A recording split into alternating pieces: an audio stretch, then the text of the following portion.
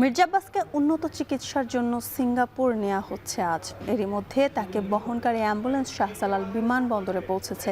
কিছুক্ষণের মধ্যেই সিঙ্গাপুরের উদ্দেশ্যে যাত্রা করবে এয়ার অ্যাম্বুলেন্স। এ বিষয়ে আরও জানাতে হজরত শাহজালাল আন্তর্জাতিক বিমানবন্দর থেকে যুক্ত হচ্ছেন তানজিলা খান মিম। মির্জা আব্বাসকে সিঙ্গাপুর নেওয়ার সবশেষ কী খবর আছে আপনার কাছে জানাবেন? জ্যোতিকা, কিছুক্ষণ আগেই কিন্তু এভার কেয়ার হাসপাতাল থেকে সিঙ্গাপুরের উদ্দেশ্যে যাওয়ার জন্য অ্যাম্বুলেন্সে করে মির্জা আব্বাসকে এই হযরত শাহজালাল আন্তর্জাতিক বিমানবন্দরের যে ৮ নম্বর গেটটি রয়েছে সেই গেট দিয়ে ভিতরে প্রবেশ করানো হয়েছে। এবং আপনি যেমন বলছিলেন যে সকাল থেকেই কিন্তু সকাল ৯টা ১০ মিনিটে সিঙ্গাপুরের থেকে যেই এয়ার অ্যাম্বুলেন্সটি এসেছে সেই এয়ার অ্যাম্বুলেন্সটি প্রস্তুত ছিল এবং সেই এয়ার অ্যাম্বুলেন্সটিতে করেই কিন্তু মির্জা আব্বাসকে সিঙ্গাপুরের উদ্দেশ্যে নিয়ে যাওয়া হবে এবং সেটি আসলে এই ১২টা নাগাদ সিঙ্গাপুরের উদ্দেশ্যে রওনা করবার কথা রয়েছে।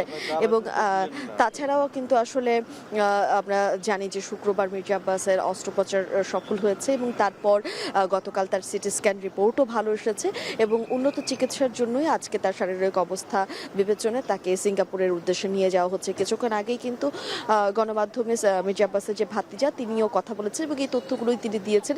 একই সঙ্গে তিনি বলেছেন মির্জা আব্বাসের পরিবারের সদস্য, তার বড় ছেলে এবং তার সহধর্মিনী তার সঙ্গে যাচ্ছেন এবং সেই সঙ্গে তার ব্যক্তিগত চিকিৎসকও রয়েছেন এবং তারা দেশবাসীর কাছে দোয়া প্রার্থনা করেছেন।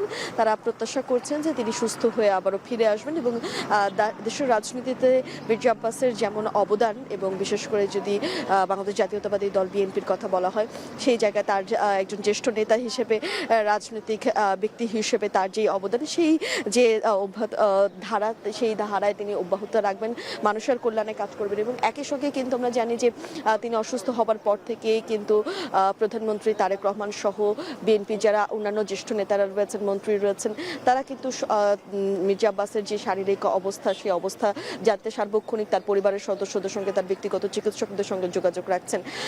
যদিও এই ছিল এখন পর্যন্ত আমার কাছে মির্জা আব্বাসের শারীরিক অবস্থা এবং তাকে সিঙ্গাপুরের উদ্দেশ্যে নিয়ে যাওয়ার জন্য যেই খবর সেই সবশেষ খবর। শাহজালাল বিমানবন্দর থেকে যুক্ত ছিলেন তানজিলা খান মিম, জানাচ্ছিলেন সেখানকার সবশেষ তথ্য।